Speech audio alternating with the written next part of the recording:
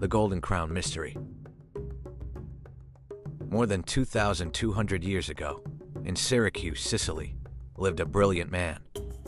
His name was Archimedes. He was a mathematician, inventor, and scientist. People knew him for solving impossible problems.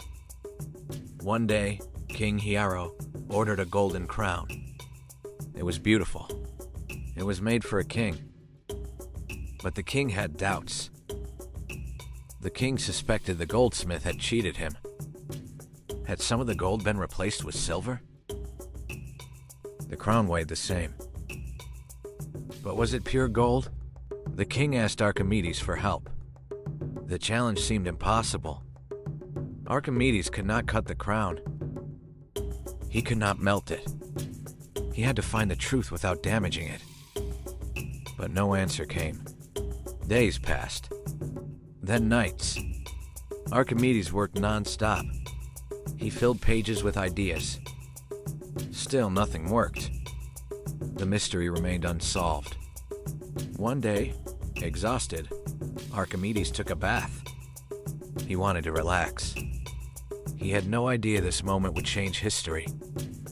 As he stepped into the tub, the water level rose. Some water spilled over the edge. Archimedes watched carefully. Something caught his attention. Suddenly he understood. An object placed in water pushes water aside. The displaced water equals the object's volume. Everything made sense. He had found the answer. Legend says he jumped from the bath and shouted, "Eureka!" It means, "I have found it." Archimedes ran through the streets of Syracuse. He shouted, "Eureka!" He was filled with excitement.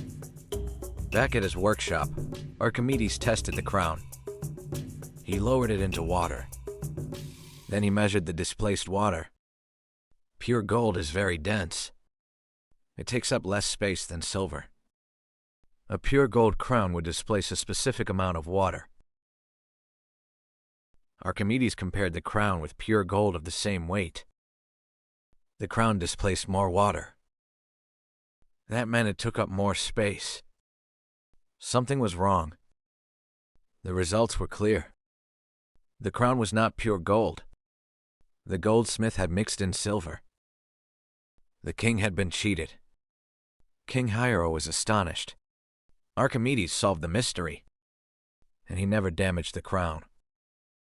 Archimedes' discovery changed science forever. Today it helps us measure volume, density, and buoyancy.